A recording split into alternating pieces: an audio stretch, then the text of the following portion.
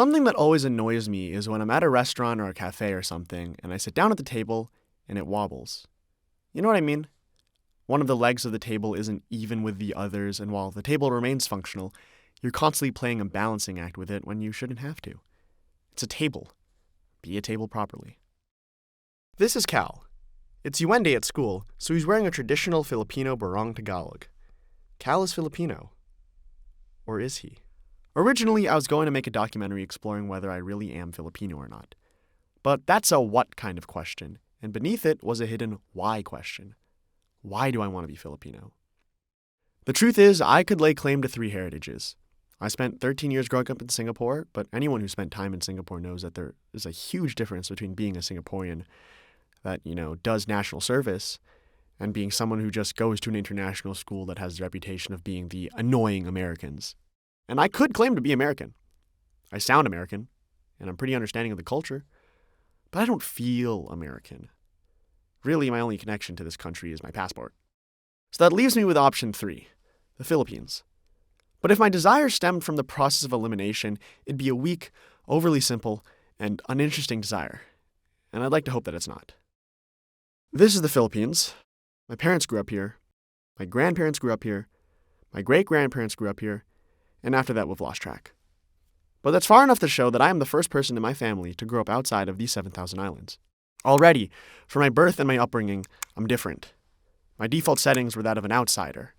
And it's a basic human need to want to belong, and culturally within my family, I already don't. Yes, I understand some aspects of Philippine culture, but I don't really. Not to the extent that someone that grew up in the Philippines would. Every time I go to the Philippines for Christmas and gather with all my relatives, they always speak English to me. I'm the only person they speak English to. With everyone else, they all speak Tagalog. Okay, so I suppose it stems from a desire to belong somewhere. But then I have to ask myself, why do I want to belong? And not in the general human sense, but why do I specifically want to belong? I used to take the MBTI test a lot. INFJ doesn't really mean anything, but whenever I take the test, that's what I get, and that means something to me. I guess what I really wanted was for the test to tell me something about myself that was concrete, that wouldn't change. Something I could hold on to in times of identity crisis. Because really, how much do I know about myself? And when I say know, I mean in the sense that it is inherent, internal, never changing. Things like the fact that I will always have to wear glasses. I will always be shorter than my brother. I will always only have one dimple when I smile.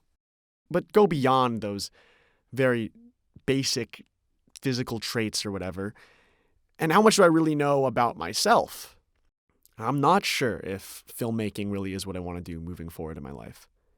I'm not sure if I'm pleasant to be around or if my friends are just very patient people. I'm not sure where I'm from. Maybe that's why I want to belong somewhere. I want to cross off one thing that has been plaguing my mind for the past 20 years of my life. And out of all the options I have, Filipino is the one I feel closest to. But maybe it's not necessarily being Filipino that appeals to me, but just the fact that I could be from somewhere, period. Growing up as a TCK, a lot of things about my background and heritage was and still is gray.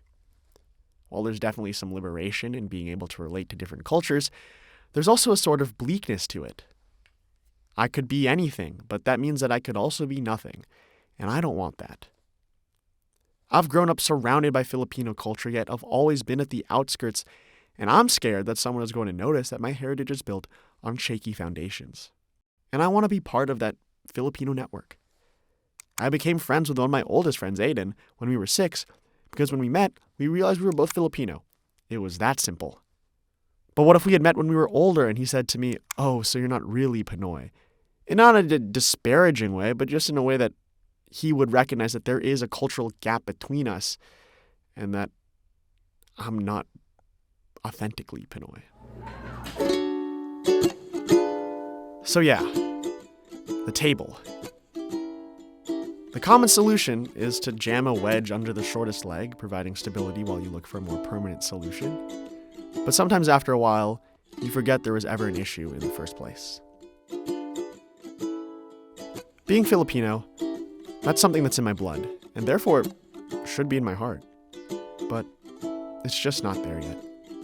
And I don't know if it ever will be. But I know that I want it. And for now, maybe that's good enough. She's my sunshine in the rain, my Tylenol when I'm in pain, yeah. Let me tell you what she means to me.